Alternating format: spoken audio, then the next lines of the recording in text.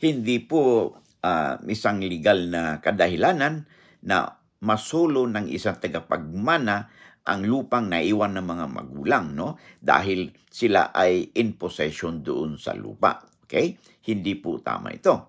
Lahat po ng mga anak, no, ay may parehong karapatan na pagparti-partihin equally yung mga naiwang property ng kanilang mga magulang.